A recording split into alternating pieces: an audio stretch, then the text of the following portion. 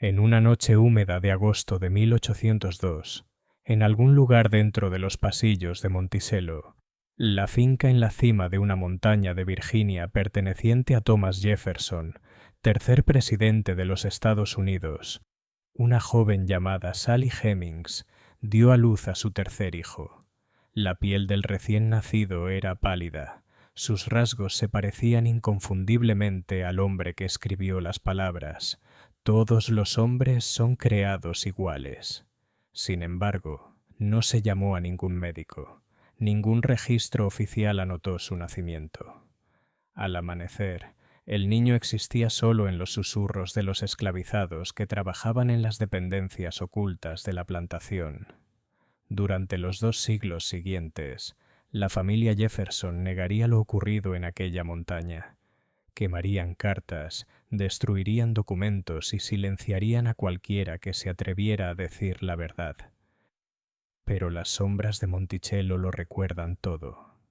Antes de continuar con la historia del más venerado padre fundador de América y de la mujer que mantuvo en esclavitud, debo preguntarte algo. Si estás escuchando desde Virginia o desde cualquier otro lugar de los Estados Unidos donde ocurrieron estas historias, deja un comentario diciendo de qué estado eres y suscríbete, porque lo que estás a punto de oír cambiará todo lo que creías saber sobre el nacimiento de la democracia estadounidense. Ahora, descendamos a la oscuridad que Thomas Jefferson trabajó toda su vida por ocultar. La verdad sobre Monticello no comienza con grandes ideales, sino con el silencio. El tipo de silencio que se posa sobre un lugar donde se guardan terribles secretos. El condado de Albemarle, Virginia, en el verano de 1802, se extendía por colinas onduladas del Piamonte, donde las plantaciones de tabaco salpicaban el paisaje como reinos dispersos. Cada finca funcionaba como un mundo aislado, gobernado por amos blancos cuya palabra era ley absoluta. La cabecera del condado, Charlottesville, seguía siendo un pequeño pueblo de menos de 600 habitantes, pero 30 millas de caminos ásperos la conectaban con Richmond, donde la legislatura de Virginia dirigía los asuntos de la joven república.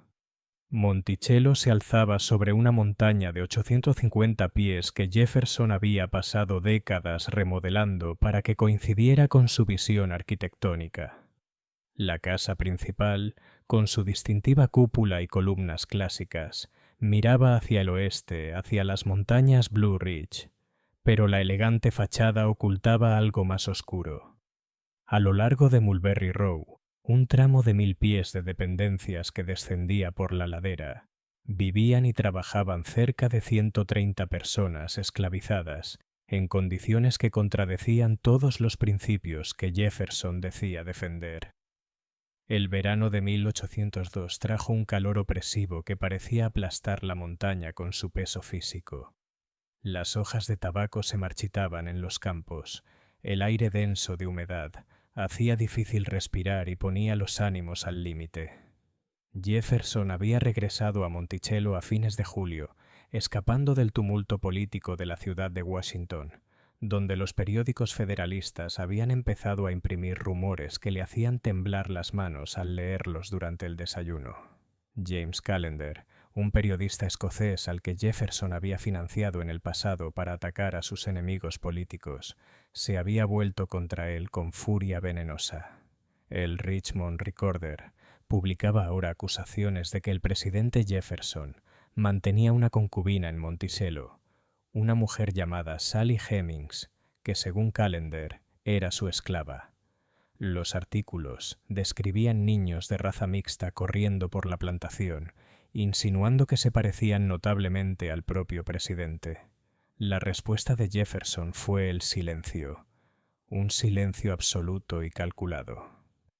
Sally Hemings tenía 29 años aquel verano, aunque aparentaba menos.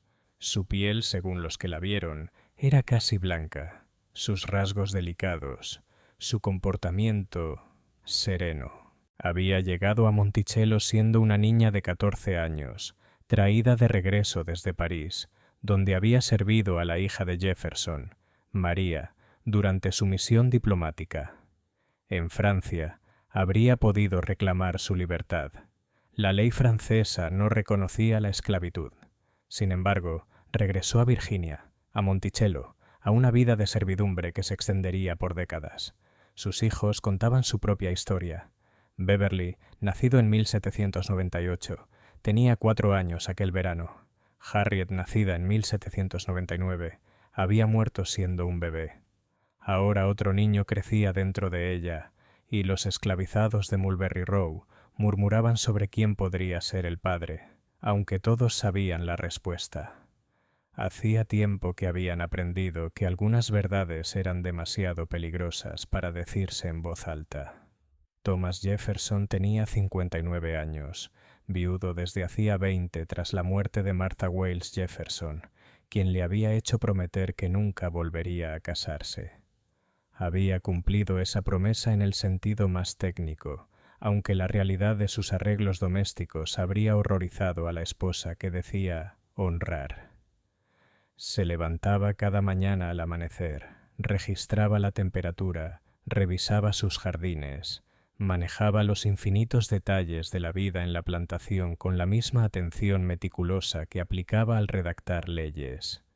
Sus libros de cuentas lo registraban todo: los bushels de trigo cosechados, las libras de clavos fabricadas en su taller, los rollos de tela distribuidos entre los esclavizados 2 veces al año. Pero algunas cosas quedaban sin registrar. Algunas transacciones no dejaban rastro de papel. El hogar de Monticello en 1802 incluía a las hijas de Jefferson, Martha y María, aunque ambas estaban casadas y tenían sus propias casas. Cuando Jefferson estaba presente, la mansión cobraba vida con actividad intelectual, experimentos científicos, actuaciones musicales, bibliotecas desbordadas de libros en varios idiomas. Pero esa cultura refinada existía solo en la casa principal. Más allá de esos muros operaba un mundo diferente, regido por reglas distintas. Júpiter Evans había servido a Jefferson desde la infancia, lo había acompañado a la Universidad de William y Mary, permaneciendo a su lado durante décadas de servicio público. Ahora anciano, Júpiter dirigía los establos con el tipo de conocimiento íntimo, que solo nace de una vida entera de servicio o de cautiverio, según como se quisiera llamar. Su hijo John trabajaba en la fragua de herrería, cuyos golpes rítmicos del martillo resonaban por toda la plantación desde el amanecer hasta el anochecer. Martin Hemmings dirigía las operaciones del comedor de la mansión con una precisión que habría impresionado a cualquier hotel de Filadelfia. Su hermano Robert trabajaba en la carpintería, elaborando muebles de una calidad tal que los visitantes asumían que provenían de artesanos europeos. Peter Hemmings controlaba la cocina, preparando platos de inspiración francesa que maravillaban a los invitados de Jefferson. La familia Hemmings formaba una especie de aristocracia dentro de la población esclavizada, de piel más clara, con ciertos privilegios especiales y viviendas mejores que las de los trabajadores del campo que cultivaban tabaco bajo el calor sofocante. Los rumores decían que compartían lazos de sangre con la familia Jefferson a través de Martha Wayles, pues el padre de Jefferson, John Wayles, supuestamente había tenido varios hijos con su ama de llaves esclavizada, Elizabeth Hemmings. Si eso era cierto, significaba que Sally Hemings era hermanastra de Martha Jefferson y que Jefferson había decidido esclavizar a los propios parientes consanguíneos de su difunta esposa. Pero una vez más, esos eran asuntos que jamás se discutían abiertamente. La arquitectura de Monticello parecía diseñada para ocultar esas verdades incómodas. Jefferson había instalado escaleras estrechas dentro de las paredes, lo que permitía que las personas esclavizadas se desplazaran por la casa sin ser vistas por los invitados. Podían llevar comida al comedor, atender los fuegos, cambiar las sábanas, todo sin ser vistos. La casa funcionaba como una máquina, con sus componentes humanos cuidadosamente ocultos a la vista. En Mulberry Row, las dependencias se extendían en una línea cuidadosamente organizada. La casa de ahumado, la lechería, el taller textil donde las mujeres esclavizadas hilaban y tejían tela, la clavería donde adolescentes fabricaban miles de clavos cada semana, con las manos llenas de cicatrices y quemaduras del metal caliente. Las viviendas eran estructuras de madera estrechas, algunas de apenas 3,5 metros cuadrados, que albergaban familias enteras en condiciones que los perros de Jefferson habrían considerado inadecuadas. Sin embargo, Jefferson lo registraba todo como ganancias y pérdidas, seres humanos reducidos a simples anotaciones contables.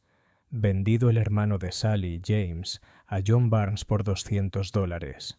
Comprada tela para ropa de negros, 47 yardas. El lenguaje era clínico, despojado de humanidad, eliminando toda emoción de transacciones que implicaban a personas reales con esperanzas, miedos, sueños y recuerdos propios. La economía del tabaco dominaba Virginia en 1802, aunque el propio Jefferson había perdido la fe en el cultivo. Agotaba el suelo, exigía trabajo intensivo y mantenía a los hacendados atrapados en un ciclo de auge y caída que dejaba a muchos endeudados hasta el cuello. Jefferson debía miles a acreedores británicos, deudas que se remontaban a antes de la Revolución y que crecían cada año con los intereses acumulados. Las personas esclavizadas de Monticello representaban su mayor activo líquido. Podría haberlas vendido para saldar sus deudas, pero necesitaba su trabajo para mantener su estilo de vida. Esta era la contradicción fundamental en el corazón de la existencia de Jefferson. Escribía elocuentemente sobre la libertad, mientras dependía por completo de la esclavitud. Defendía un gobierno limitado mientras ejercía autoridad absoluta sobre las personas que poseía. Lamentaba la influencia corruptora de la esclavitud sobre los niños blancos educados para mandar, pero permitía que sus propios nietos crecieran dando órdenes a personas lo bastante mayores como para ser sus abuelos. La situación política de 1802 añadía otra capa de tensión. Jefferson había ganado la presidencia tras la crisis constitucional de 1800, cuando el colegio electoral terminó empatado entre él y Aaron Burr, y la decisión pasó a la Cámara de Representantes. Alexander Hamilton, su antiguo enemigo, rompió el empate convenciendo a los federalistas de apoyar a Jefferson en lugar de a Burr, a quien consideraba aún más peligroso. Ahora Jefferson trabajaba para desmantelar el sistema financiero de Hamilton, reducir la deuda nacional, disminuir el ejército y revertir las políticas federalistas. Pero los artículos de Callender amenazaban con destruir su presidencia antes de que sus reformas pudieran tener efecto. Si el pueblo estadounidense llegaba a creer que su presidente mantenía una concubina esclava, si se enteraban de los hijos mestizos de Monticello, el escándalo resultante podría acabar no solo con Jefferson, sino con todo el Partido Republicano. Así que Jefferson hizo lo que había aprendido a hacer tras décadas de vida pública. Permaneció en silencio. Siguió trabajando y confió en que los rumores desaparecerían con el tiempo. En su mente, la moral privada era un asunto separado de la virtud pública. Lo que ocurría en Monticello era cosa suya, sin derecho a injerencia de nadie. Pero Sally Hemings no era una abstracción política. Era una mujer real, nuevamente embarazada ese verano, enfrentando la perspectiva de traer otro hijo a la esclavitud, bajo el techo del hombre que la poseía, que dormía con ella, que engendraba a sus hijos mientras en público negaba siquiera conocer su nombre. Los demás esclavizados de Monticello observaban y comprendían. Veían a los niños que se parecían a Jefferson. Notaban cuando Sally desaparecía en la casa principal por las noches.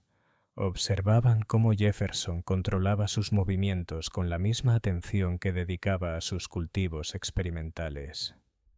Y guardaban silencio, porque hablar significaba castigo, separación, ser vendidos al profundo sur, donde la esclavitud era aún más brutal que en Virginia.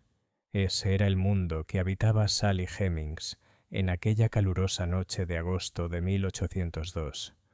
Un mundo de silencio, secreto y actuación cuidadosa. Un mundo donde todos conocían la verdad, pero nadie se atrevía a pronunciarla.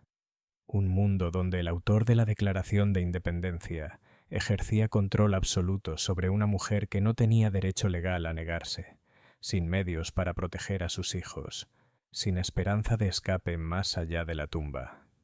El calor de ese verano se volvió insoportable en agosto. Las temperaturas alcanzaban los 30 grados día tras día. El aire se sentía espeso como lana, dificultando el sueño y volviendo los ánimos volátiles. En la casa principal, Jefferson sufría una de sus migrañas periódicas, los dolores de cabeza que lo aquejaban en tiempos de estrés. Se aisló en su gabinete, ocupado con la correspondencia, evitando visitas, fingiendo que el mundo más allá de Monticello no existía. La noche del 19 de agosto de 1802 comenzó como tantas otras. El sol se ocultó tras las montañas Blue Ridge alrededor de las 8, tiñendo el cielo occidental de tonos naranjas y púrpuras que habrían sido hermosos si alguien hubiera tenido el lujo de apreciarlos. La mayoría de las personas esclavizadas de Mulberry Row terminaron su trabajo y se retiraron a sus chozas, exhaustas hasta los huesos tras otro día de labor bajo un calor aplastante. Sally Hemings sintió las primeras contracciones alrededor de las 9. Ya había pasado por esto antes. Era su cuarto embarazo, aunque solo uno de sus hijos, Beverly, había sobrevivido. Sabía lo que venía. Conocía el dolor que crecería y se elevaría como olas del océano. Sabía que necesitaría ayuda para superar la noche que se acercaba, pero no podía llamar a un médico. Jefferson no convocaba doctores para partos de esclavizadas. El gasto no se justificaba en una propiedad que podía no sobrevivir. En cambio, la comunidad esclavizada había desarrollado su propia red de cuidados. Un conocimiento transmitido por generaciones de mujeres que aprendieron a traer niños al mundo sin formación formal, usando técnicas que mezclaban tradiciones africanas con experiencia práctica. Kerita Hemings, la hermana mayor de Sally, fue la primera en llegar cuando la noticia se esparció por Mulberry Row.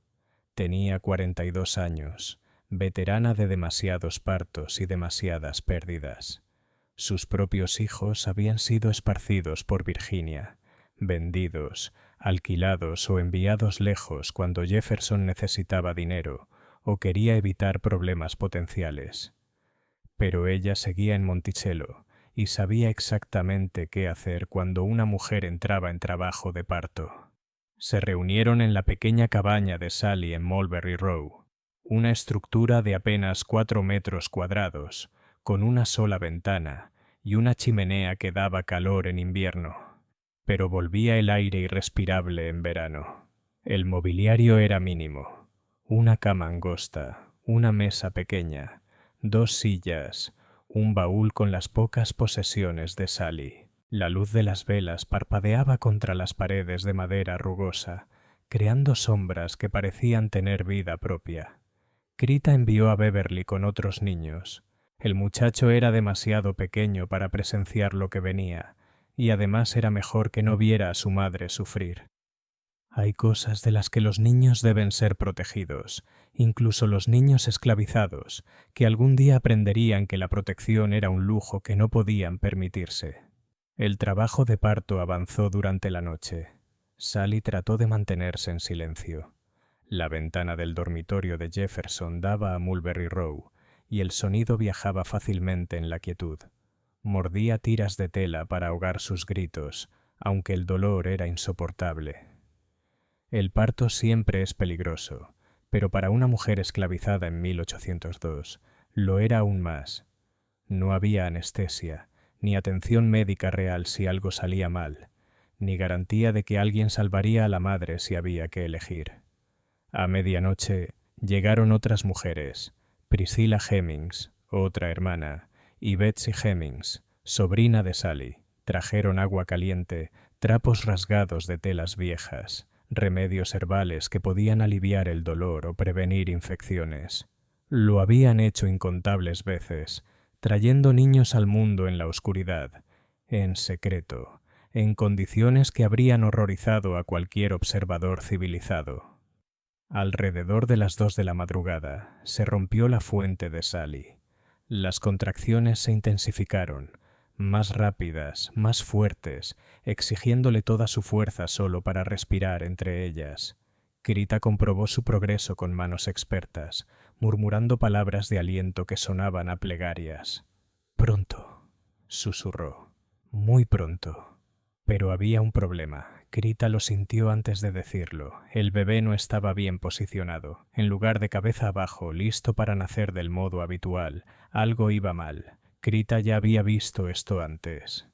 A veces los bebés venían de nalgas, con los pies primero, convirtiendo el nacimiento en una carrera contra el tiempo y la muerte. No se lo dijo a Sally enseguida. No tenía sentido causar pánico. En cambio, envió a Priscilla a buscar más ayuda, a despertar a quien tuviera experiencia con partos difíciles. Cada minuto contaba. Si algo salía mal, madre e hijo podían morir, y no habría forma de explicárselo a Jefferson sin revelar toda la situación. La noche veraniega se cerraba sobre la pequeña cabaña como una presencia física. Afuera, las cigarras gritaban sus cantos de apareamiento, un sonido que parecía crecer con cada hora que pasaba. El aire dentro de la choza era sofocante a pesar de la ventana abierta. Demasiada gente en un espacio tan pequeño. El calor corporal sumándose a la temperatura agobiante. El dolor de Sally alcanzó niveles que hacían imposible el silencio. Gritó. Un sonido que resonó por Mulberry Row y probablemente llegó hasta la casa principal. Si Jefferson oyó, no dio señal. Su habitación permaneció oscura, sin lámpara encendida, sin indicio de que supiera o le importara lo que ocurría a menos de 200 metros del lugar donde dormía. Krita tomó una decisión. No podía esperar más. El bebé tenía que salir ya, sin importar la posición, sin importar el riesgo. Guiaba a Sally en los empujes, usando todo su conocimiento y experiencia para dirigir un cuerpo que no quería cooperar. «Empuja», ordenó con voz baja pero firme, «tan fuerte como puedas». Sally empujó. Empujó hasta creer que se partiría en dos, hasta que luces danzaron en los bordes de su visión, hasta que no pudo imaginar sobrevivir otro momento de ese tormento. Y entonces algo cambió. El bebé llegó de golpe, de una vez. Una ráfaga resbaladiza de miembros y fluidos que Krita atrapó con manos expertas. Por un terrible instante, el recién nacido no respiró, no lloró. Solo permaneció quieto y silencioso bajo la luz de las velas mientras todas las mujeres contenían la respiración. Luego, Krita dio vuelta al bebé, limpió su boca y nariz, y dio una palmada firme en su pequeña espalda. La criatura jadeó, tosió y comenzó a llorar. Un llanto fuerte y furioso que significaba vida, supervivencia, un alma entrando en un mundo que ya había decidido que sería propiedad. «Una niña», anunció Krita, envolviendo al bebé en una tela limpia. «Sana, hasta donde puedo ver». Las mujeres exhalaron al unísono. Sally extendió las manos temblorosas hacia su hija. La atrajo a su pecho, sintiendo el peso de esa nueva vida que acababa de traer al mundo. A la luz de las velas, la piel de la recién nacida parecía pálida, aún más clara que la de Sally, casi blanca. Sus rasgos, todavía hinchados y enrojecidos por el nacimiento, ya dejaban entrever quién era su padre. Cualquiera con ojos podía verlo. Esta fue la terrible verdad que atormentaría a Monticello durante décadas. La evidencia física, literalmente encarnada en carne y sangre, de que Thomas Jefferson había embarazado repetidamente a una mujer que le pertenecía, Una mujer que no podía dar su consentimiento legalmente.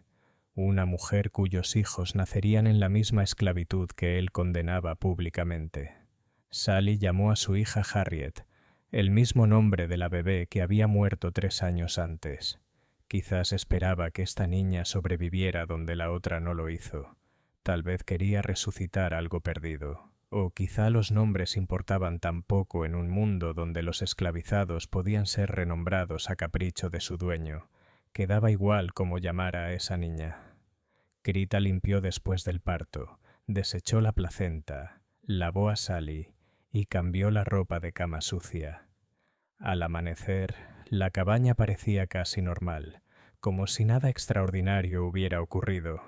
Las demás mujeres regresaron a sus propias chozas, buscando unas pocas horas de sueño antes de que comenzara la jornada de trabajo.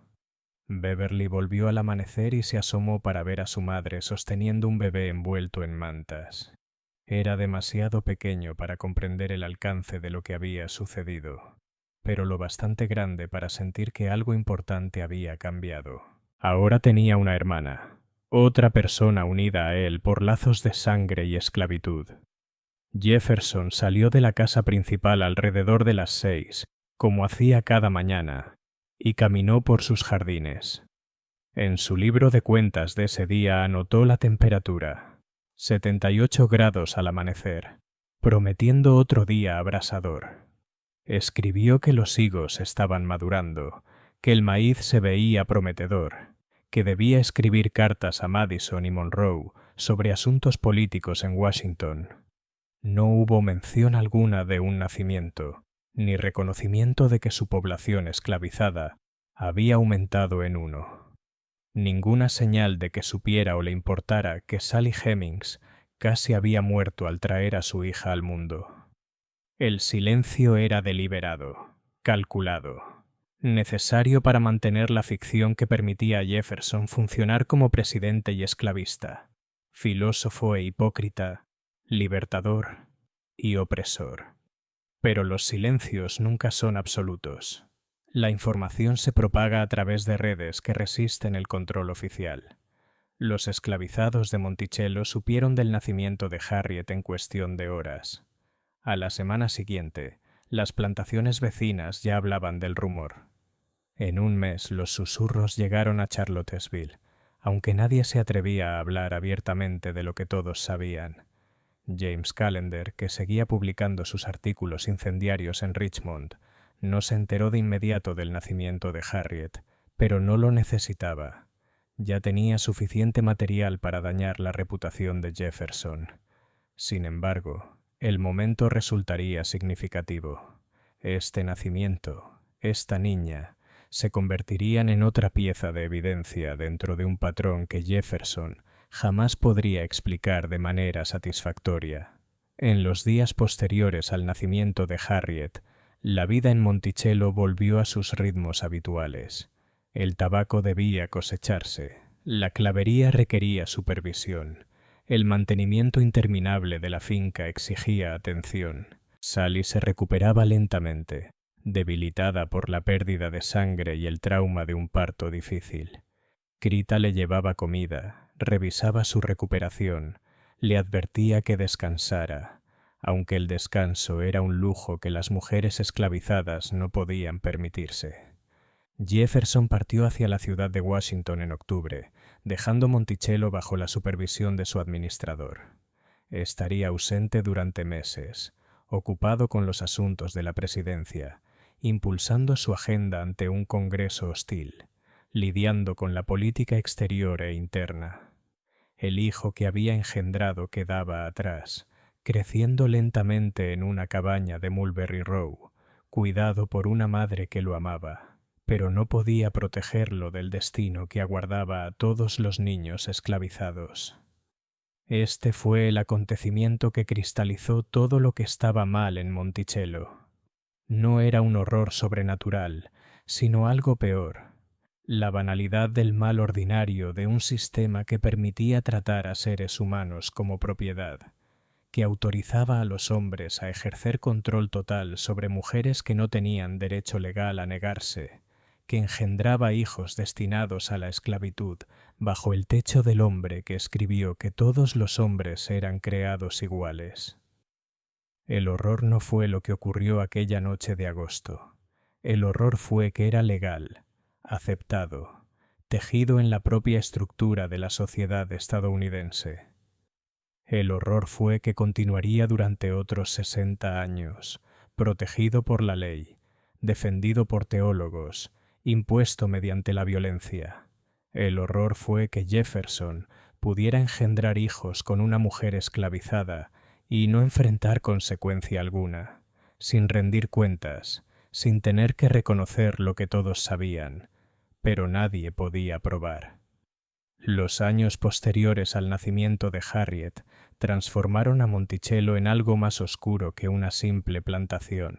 Se convirtió en una mentira cuidadosamente mantenida, una representación teatral montada para los visitantes que venían a conocer al gran Thomas Jefferson, pero nunca miraban demasiado de cerca cómo funcionaba realmente su hacienda.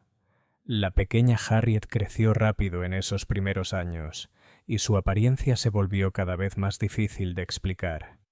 A los 3 años parecía indudablemente blanca, piel pálida, cabello claro, rasgos que reflejaban al hombre que ocasionalmente regresaba de Washington y pasaba junto a ella sin reconocerla.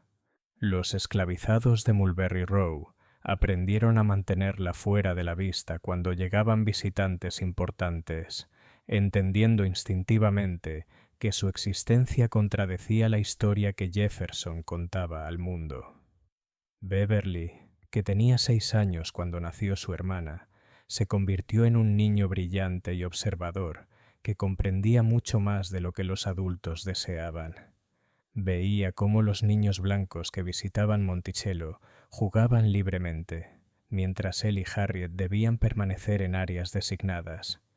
Notaba cómo los nietos legítimos de Jefferson recibían educación, libros e instrumentos musicales, mientras que los niños esclavizados no recibían más que órdenes y, a veces, sobras de comida. El personal doméstico, compuesto principalmente por miembros de la familia Hemings, desarrolló estrategias elaboradas para mantener la cómoda ilusión de Jefferson. Coordinaban los movimientos de Sally para asegurarse de que nunca se cruzara con los visitantes. Mantenían a sus hijos ocultos durante los eventos sociales. Conservaban la ficción de que Jefferson era simplemente un amo bondadoso que trataba bien a sus esclavos, en lugar de un hombre que había engendrado varios hijos con una mujer que le pertenecía. El propio Jefferson perfeccionó el arte de la ceguera selectiva. Registraba todo lo demás en sus libros de cuentas: el clima, los rendimientos de las cosechas, las transacciones financieras, las observaciones científicas. Pero Sally Hemings aparecía en sus registros solo como Sally, incluida entre las personas esclavizadas asignadas a las tareas domésticas. Sus hijos recibían aún menos atención. Beverly y Harriet existían en sus libros únicamente como números dentro del inventario anual de su propiedad humana. Pero mantener el silencio requería un esfuerzo constante. En 1805, otro embarazo. Sally estaba nuevamente encinta y ya era evidente a comienzos de la primavera. Los susurros en Mulberry Row se hicieron más fuertes. ¿Cuántas veces pasaría esto? ¿Cuántos hijos más engendraría Jefferson con una mujer que no podía negarse? Madison Hemings nació en enero de 1805, y esta vez Jefferson estaba en Monticello durante el parto. Esa noche se retiró a su gabinete, ocupado en su correspondencia, mientras Sally daba a luz a menos de 300 metros de distancia. Por la mañana tenía otro hijo, aunque nunca reconoció públicamente la relación. Madison se parecía aún más a Jefferson que sus hermanos, y a medida que crecía, la semejanza se volvió tan evidente que los visitantes a veces comentaban sobre ello, aunque siempre en voz baja, nunca directamente ante Jefferson. El niño tenía la complexión, el rostro e incluso algunos gestos del propio Jefferson, adquiridos por la observación. El patrón se repitió en 1808 con el nacimiento de Eston Hemmings, el último hijo de Sally. 4 hijos sobrevivientes: Beverly, Harriet, Madison y Eston, todos con el sello inconfundible de los rasgos de Thomas Jefferson, todos esclavizados en su casa, todos destinados a crecer a la sombra de un padre que jamás los reconocería. La comunidad esclavizada de Monticello desarrolló su propia comprensión de estas relaciones. Los hijos Hemmings ocupaban un terreno incómodo, ni completamente parte de la población esclavizada que trabajaba los campos, ni aceptados como parte de la familia blanca de Jefferson. Recibían mejor trato que los trabajadores del campo. Aprendían oficios que tal vez algún día les permitirían ganar dinero, pero seguían siendo propiedad. Israel Jefferson, otro hombre esclavizado en Monticello, observó el crecimiento de esos niños y recordaba cada detalle. Veía a Sally Hemings entrar muchas noches en la habitación de Jefferson. Observaba cómo él seguía sus movimientos, se preocupaba por su salud y le concedía privilegios negados a otras mujeres esclavizadas. La relación era evidente para cualquiera con ojos, pero nadie se atrevía a hablar de ello abiertamente mientras Jefferson viviera. Los años de su presidencia, de 1801 a 1809, añadieron más tensión a ese arreglo.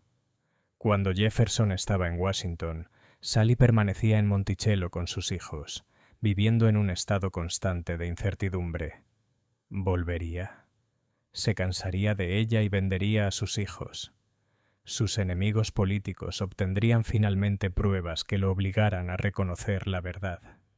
Los escritos de Jefferson de esa época revelan a un hombre cada vez más obsesionado con su legado. Escribía extensamente sobre la esclavitud, condenándola como un mal moral, mientras insistía en que la emancipación inmediata era imposible.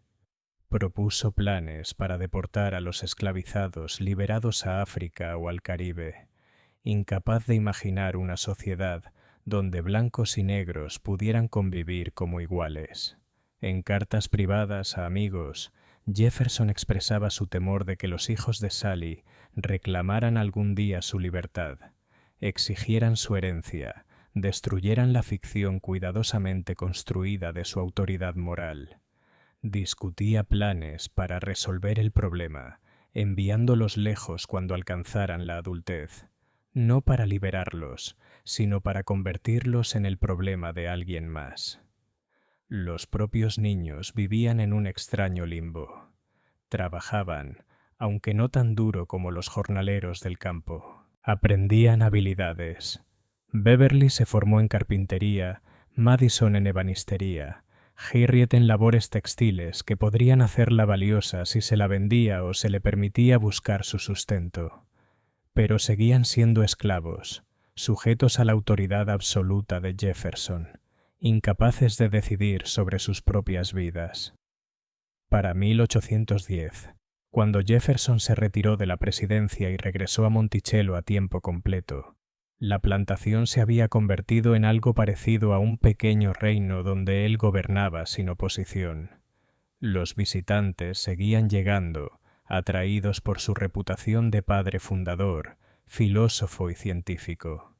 Recorrían sus jardines, admiraban su arquitectura, debatían política y literatura durante comidas preparadas por cocineros esclavizados, pero nunca veían Mulberry Row salvo a lo lejos. Nunca conocían los nombres de las personas que mantenían Monticello en funcionamiento. Nunca hacían preguntas incómodas sobre los niños mestizos que a veces aparecían en el fondo de la escena. La representación estaba tan cuidadosamente sostenida que la mayoría de los visitantes se marchaba convencida de que Jefferson era exactamente lo que decía ser: un esclavista reacio que trataba humanamente a sus esclavos y esperaba con anhelo la emancipación futura. La realidad era mucho más oscura. Las deudas de Jefferson seguían creciendo. Debía decenas de miles de dólares a varios acreedores, y esas deudas aumentaban cada año con los intereses. Sus esclavizados representaban su mayor activo, Podría haberlos vendido para pagar, pero necesitaba su trabajo para mantener su modo de vida, así que seguían atrapados, sosteniendo con su trabajo una casa que consumía mucho más de lo que producía. La propia Sally Hemings, ya en sus 30 y tantos años, mostraba el paso del tiempo. 4 embarazos, años de labor y la carga psicológica de su situación. Todo se reflejaba en su rostro, su postura y su mirada. Seguía viviendo en su pequeña cabaña en Mulberry Row. Seguía cumpliendo sus tareas asignadas.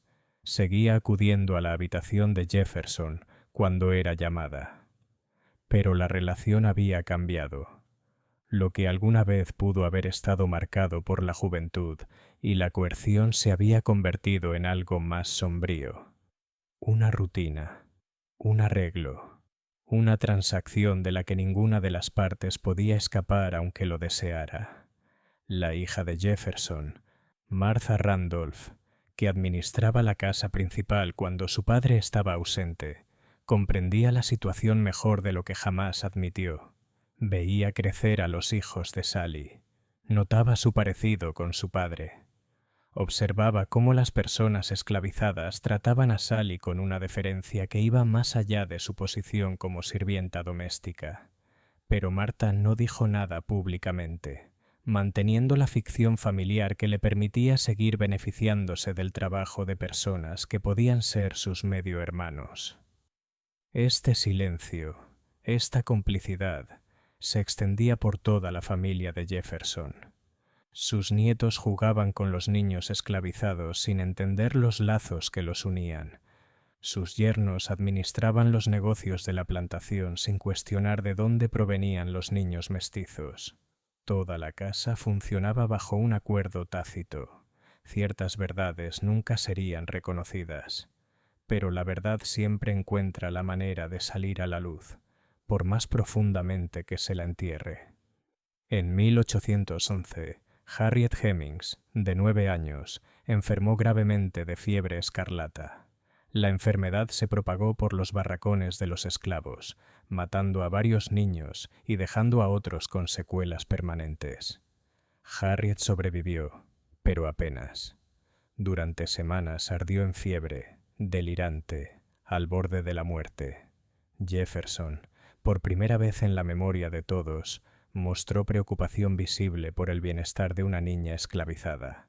Autorizó llamar a un médico, un gasto sin precedentes para alguien considerado propiedad. Revisaba su estado varias veces al día y se aseguró de que recibiera la mejor atención disponible en la Virginia rural. Los esclavizados de Monticello notaron ese trato especial y comprendieron lo que significaba. Jefferson no podía reconocer públicamente a Harriet como su hija. No podía reclamarla, pero tampoco podía dejarla morir sin intentar salvarla.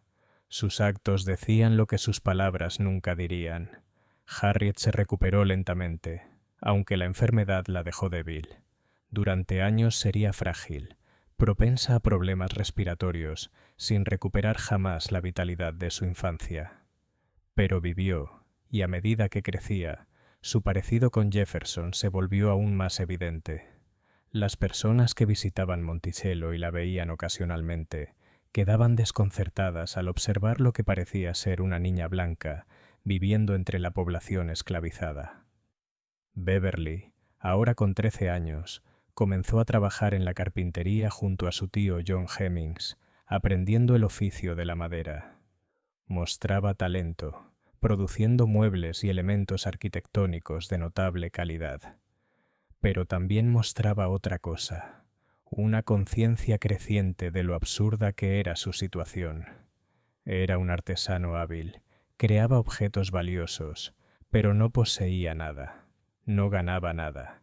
Podía ser vendido en cualquier momento si Jefferson necesitaba dinero. Madison y Eston, aún pequeños, jugaban como lo hacen los niños, pero incluso ellos percibían la rareza de sus vidas. Veían a los niños blancos visitar Monticello y luego marcharse, viajando libremente a lugares que ellos jamás podrían conocer. Escuchaban historias sobre ciudades como Filadelfia, Nueva York o Boston, que podrían haber estado en la luna dada la imposibilidad de verlas con sus propios ojos. Justo cuando el patrón parecía establecido, llegó un momento de crisis que pondría a prueba el silencio cuidadosamente mantenido de Jefferson, de formas que no había previsto. El peso de aquellas verdades no dichas se hacía cada año más insoportable. El año 1817 trajo cambios a Monticello, que terminarían por desmoronar parte de la ficción que Jefferson había construido en torno a su relación con Sally Hemings. Beverly, ahora de 19 años, se había convertido en un maestro carpintero, cuyo trabajo rivalizaba con lo mejor producido en Virginia, pero seguía siendo esclavo, legalmente propiedad, su labor enriqueciendo a Jefferson, mientras él recibía solo alimento, ropa y refugio básicos. Esa primavera, Beverly desapareció. La desaparición no fue violenta ni dramática, sino silenciosa y sin oposición. Una mañana, Beverly trabajaba en la carpintería. Por la tarde, ya no estaba. No se dio la alarma. No se organizó ninguna búsqueda. No se publicaron anuncios ofreciendo recompensas por su captura en los periódicos de Virginia. Jefferson registró la ausencia en su libro agrícola con una sola línea. Beverly, fugitivo, 22. La edad estaba mal. Beverly tenía 19, no 22. Pero el mensaje era claro. Jefferson estaba registrando la partida de Beverly como una fuga, dándose cobertura legal mientras en realidad le permitía escapar hacia la libertad. Los esclavizados de Monticello comprendieron de inmediato lo ocurrido. Jefferson había liberado a su hijo sin recurrir a un proceso formal de emancipación. No podía liberar legalmente a los hijos de Sally sin provocar preguntas sobre por qué esas personas merecían la libertad cuando los demás seguían en servidumbre. Así que permitió que Beverly huyera y no hizo nada para traerlo de vuelta. Beverly se dirigió al norte, haciéndose pasar por blanco, algo que su apariencia facilitaba. Lo último que se supo en Monticello fue que había llegado a Maryland y trabajaba como carpintero bajo otro nombre. Sally vio partir a su hijo mayor y sintió una mezcla compleja de alivio y dolor, sabiendo que probablemente nunca volvería a verlo. Beverly era libre, o tan libre como podía ser un esclavo fugitivo en una nación que aún reconocía el derecho legal de Jefferson a poseerlo. Pero también estaba perdido, borrado, transformado en otro que jamás reconocería de dónde venía ni quiénes eran sus padres. Harriet siguió el camino de su hermano en 1822, cuando tenía 20 años. Jefferson nuevamente la registró como fugitiva, permitiéndole desaparecer hacia el norte y la libertad. También pasó por Blanca, y como su hermano, se desvaneció entre la población blanca de los estados del norte. El patrón ya no podía ser ignorado por quienes prestaban atención. Porque estas personas esclavizadas en particular fueron permitidas a escapar cuando otras enfrentaban persecución, captura y castigos brutales por intentar lo mismo. La respuesta era obvia para la comunidad esclavizada de Monticello, pero guardaron su conocimiento para sí mismos. Decir tales verdades solo podía traer problemas. Madison y Stone permanecieron en Monticello durante la década de 1820. Ya jóvenes entre los 18 y los 20 y tantos años, Madison trabajaba como carpintero hábil, como su hermano. Stone aprendió a tocar el violín de su padre, una de las pocas interacciones directas entre Jefferson y sus hijos esclavizados que alguien presenció. Jefferson amaba la música, tocaba el violín él mismo, y aparentemente no pudo resistirse a enseñar el instrumento a un hijo al que nunca reconocería públicamente. Edmund Bacon, quien trabajó como capataz de Jefferson durante esos años, fue testigo de escenas que lo inquietaron tanto que las recordaría décadas después. Lo vio salir de los aposentos de Sally al amanecer en múltiples ocasiones. Notó cómo Jefferson se aseguraba de que Sally recibiera un trato preferencial, mejor ropa, tareas más ligeras, una cabaña privada cuando la mayoría de los esclavizados vivían hacinados en viviendas compartidas. Bacon no dijo nada en ese momento, sabiendo que su empleo dependía de mantener la ficción, pero guardó esos recuerdos, evidencia de lo que todos en Monticello sabían, pero nadie se atrevía a decir. Pero Jefferson se estaba deteriorando. En 1825 tenía 82 años, cada vez más frágil, agobiado por deudas que superaban los $100.000, una suma astronómica para la época. Su salud empeoraba constantemente. Diarreas severas, problemas urinarios dolorosos, dificultad para dormir. Sabía que estaba muriendo y enfrentaba el dilema de qué ocurriría con Monticello, con su patrimonio y con las más de 100 personas que aún mantenía en esclavitud. Su testamento, redactado en 1826, liberó solo a 5 personas por nombre: Madison Hemings, Eston Hemings, Borwell Colbert, Joe Fawcett y John Hemings. Todos eran hombres de la familia Hemings, artesanos calificados cuyo trabajo había enriquecido a Jefferson durante décadas. Pero significativamente, el testamento no liberó a Sally, aunque Jefferson dejó disposiciones que sugerían que sería liberada de manera informal después de su muerte. Fue el último compromiso de Jefferson: reconocer a sus hijos lo suficiente para emanciparlos, pero hacerlo de un modo que requiriera la mínima explicación. Alegó que recompensaba un servicio fiel, una ficción que nadie creía pero que tampoco podía refutarse sin su cooperación. Y Jefferson ya estaba más allá de toda pregunta.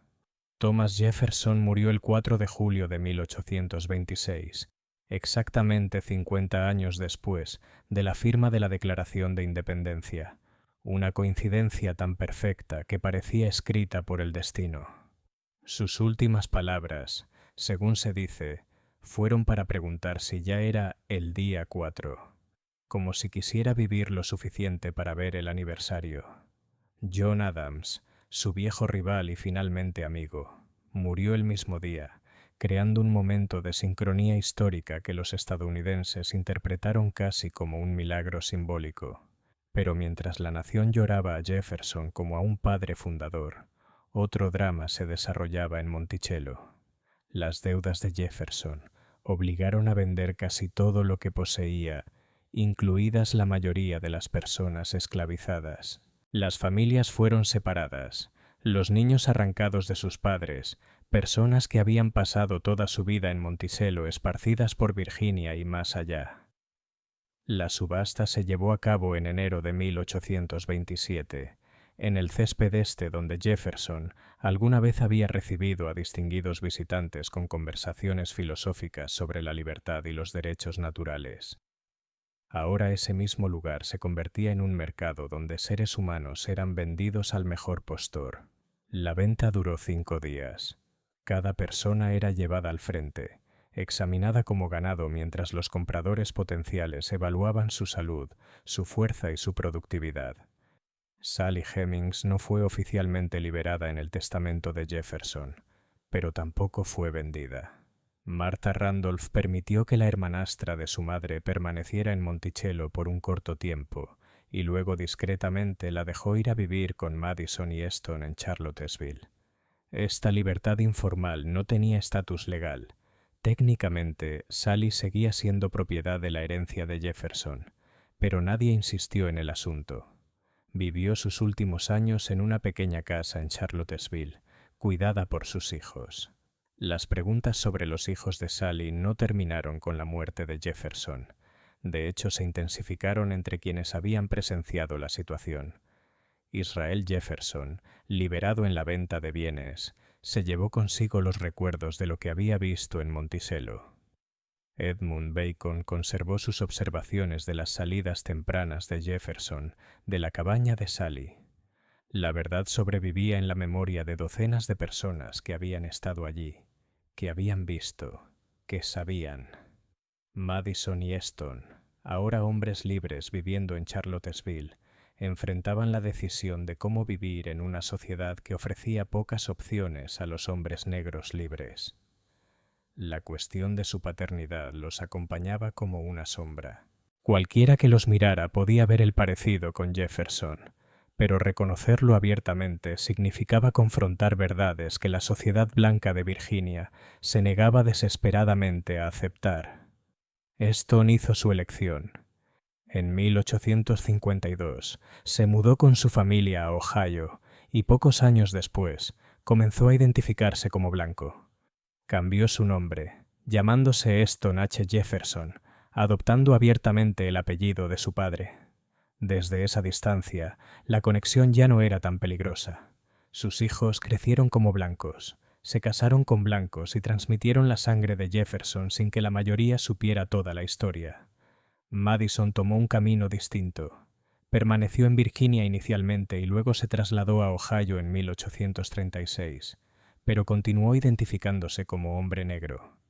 Se casó con una mujer negra libre llamada Mary Hughes McCoy y formó una familia dentro de la comunidad afroamericana de Chillicothe, Ohio.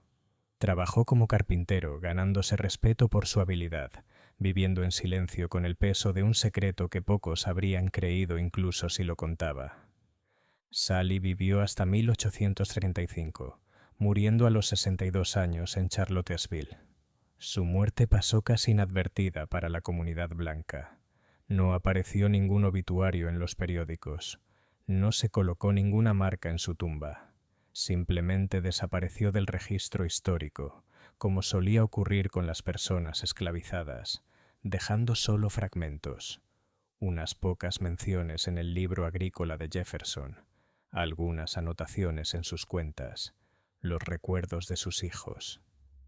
Pero la historia de lo que ocurrió en Monticello se negó a morir. Los susurros siguieron circulando por la sociedad de Virginia. Los antiguos esclavizados de Monticello contaron a sus familias lo que habían presenciado. Los descendientes de los Hemings mantuvieron viva su historia oral, transmitiendo la verdad de generación en generación, incluso cuando la sociedad blanca se negaba a escuchar. En 1858, Beverly Hemings murió en la ciudad de Washington, tras haber vivido con éxito como hombre blanco durante más de 40 años. Su obituario no mencionó Monticello, la esclavitud ni a Thomas Jefferson. Había borrado por completo esa parte de su vida, eligiendo la supervivencia por encima de la verdad. Harriet Hemings murió en 1865, poco antes del final de la guerra civil que la habría liberado si aún hubiera sido esclava. Al igual que su hermano, había vivido como blanca. Se había casado con un hombre blanco y criado hijos que nunca supieron que su abuela había sido esclavizada, ni que su abuelo había escrito la Declaración de Independencia. La guerra civil en sí devolvió la atención a las contradicciones de Jefferson. Mientras las fuerzas de la Unión y la Confederación luchaban por el destino de una nación dividida entre esclavitud y libertad, la gente volvió a leer los escritos de Jefferson sobre la igualdad y la libertad. ¿Cómo podía el autor de la Declaración haber poseído esclavos? ¿Cómo podía escribir que todos los hombres son creados iguales, mientras mantenía a más de 600 personas en servidumbre a lo largo de su vida? Pero incluso durante la guerra, cuando la contradicción se volvió imposible de ignorar, las acusaciones específicas sobre Sally Hemings siguieron siendo un tema tabú en la sociedad educada. Los artículos de Callender de 1802 fueron recordados, pero descartados como ataques partidistas. El parecido de los hijos Hemings con Jefferson se reconocía en privado, pero se negaba en público. Todo el asunto permaneció envuelto en un silencio que protegía la reputación de Jefferson, a costa de la verdad. Easton Hemings murió en Wisconsin en 1856, a los 51 años. Había logrado transformarse en un hombre blanco, y sus hijos continuaron esa ficción. La conexión con Jefferson se convirtió en un secreto familiar, susurrado en privado pero nunca discutido abiertamente. Madison sobrevivió a todos sus hermanos, muriendo en Ohio en 1877, a los 72 años. En sus últimos años, mientras observaba a la nación debatirse con la reconstrucción y con el significado real de la libertad para los antiguos esclavos, Madison tomó una decisión que cambiaría para siempre la manera en que la historia recordaría a su madre y a Thomas Jefferson. En 1873, 4 años antes de su muerte, Madison Hemings se sentó con Samuel Wetmore, un reportero del Pike County Republican de Ohio, y contó su historia.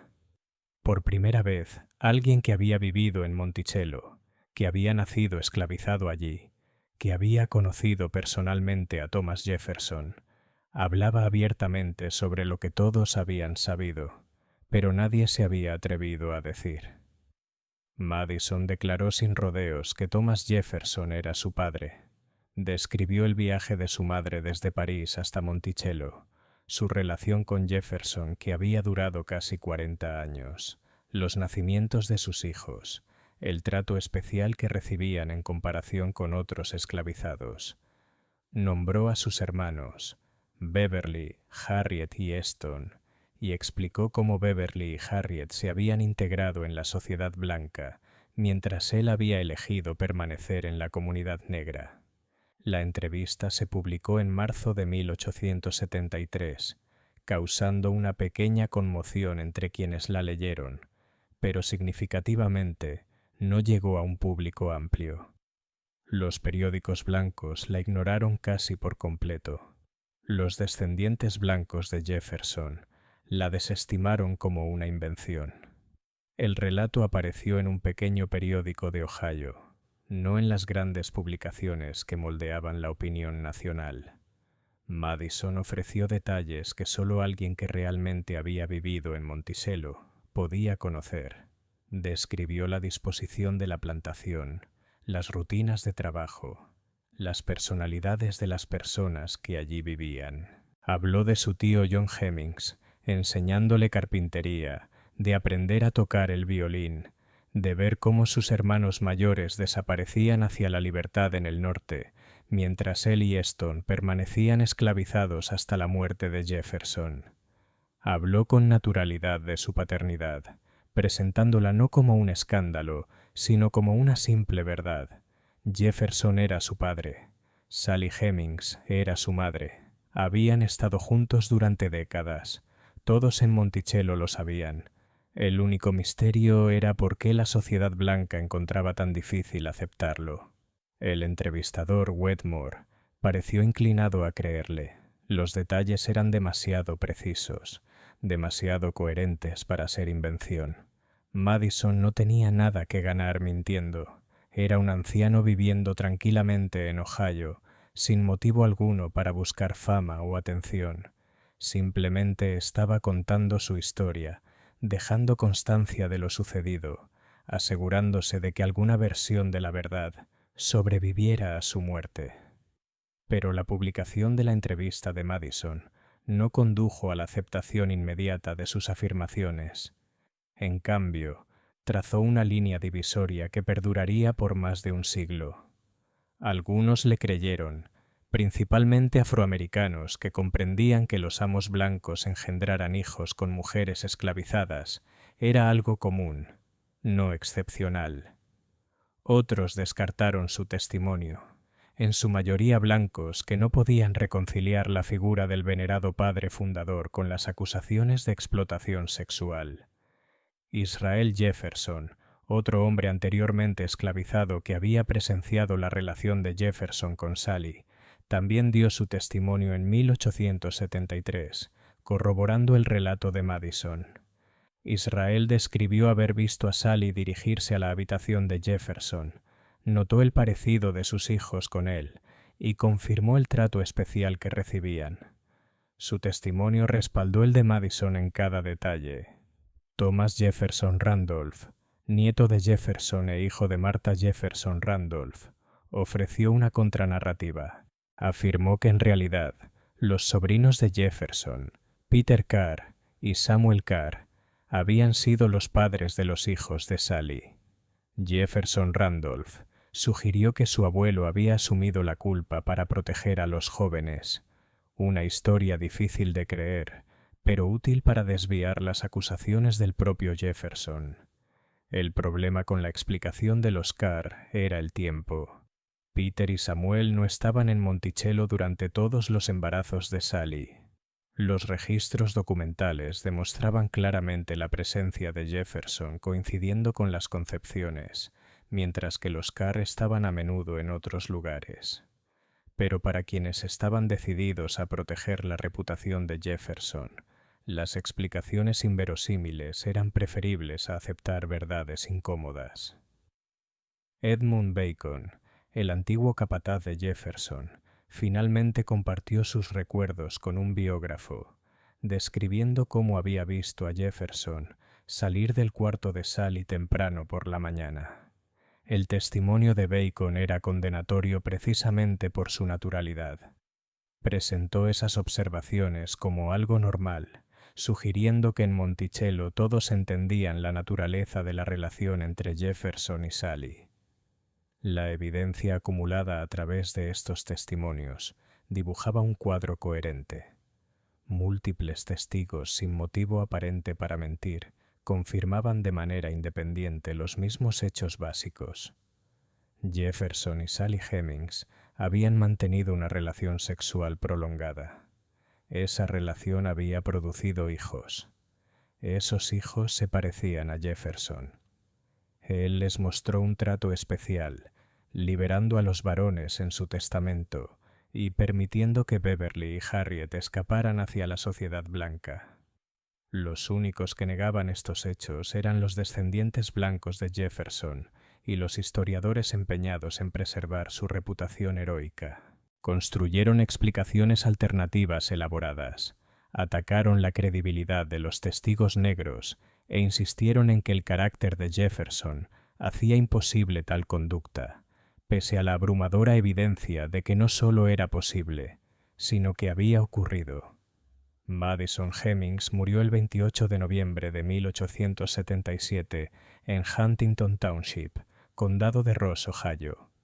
Tenía 72 años, un hombre libre que había vivido lo suficiente para ver la abolición de la esclavitud, presenciar la breve promesa y el posterior fracaso de la Reconstrucción, y observar cómo la nación seguía luchando con las cuestiones de raza e igualdad que su propia existencia simbolizaba.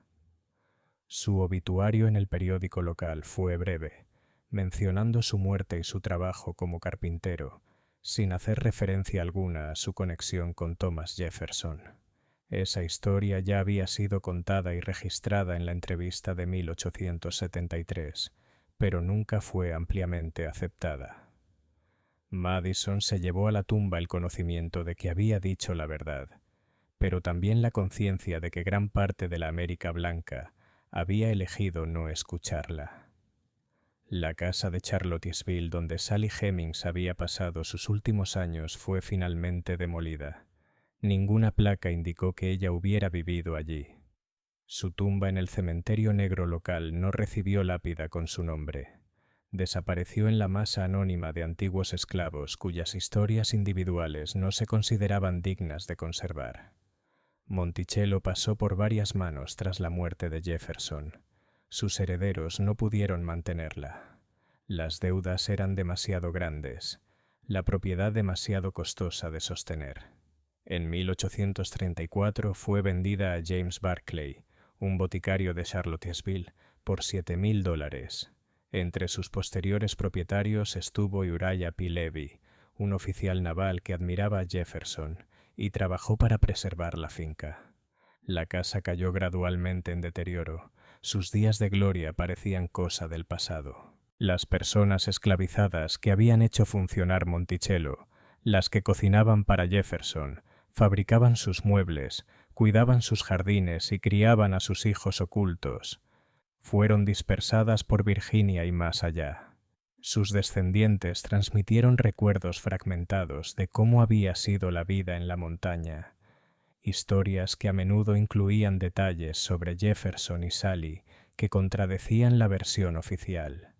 La familia Jefferson, en especial los descendientes blancos de Martha Jefferson Randolph, mantuvo un estricto control sobre los documentos y el legado de Jefferson. Preservaron selectivamente los papeles que lo mostraban bajo una luz favorable, mientras destruían o ocultaban aquellos que complicaban la imagen. Las cartas fueron editadas, se eliminaron pasajes, documentos enteros desaparecieron. El archivo que sobrevivió reflejaba lo que la familia quería que la posteridad creyera, no necesariamente lo que realmente había ocurrido. En las décadas posteriores a la muerte de Madison, los historiadores que escribieron sobre Jefferson ignoraron o rechazaron en gran medida la historia de los Hemings. El testimonio de los esclavizados y sus descendientes no se consideraba confiable por los académicos blancos que dominaban el campo. El parecido de los hijos de Sally con Jefferson fue reconocido por algunos, pero explicado como coincidencia o atribuido a otros familiares. El silencio en torno a este aspecto de la vida de Jefferson se convirtió en parte de la manera en que Estados Unidos eligió recordar su origen. Las verdades incómodas sobre el poder, la explotación y la contradicción fundamental entre la esclavitud y la libertad quedaron sepultadas bajo los relatos celebratorios de los padres fundadores y los ideales revolucionarios. Pero la verdad tiene una extraña persistencia. Sobrevive en lugares inesperados.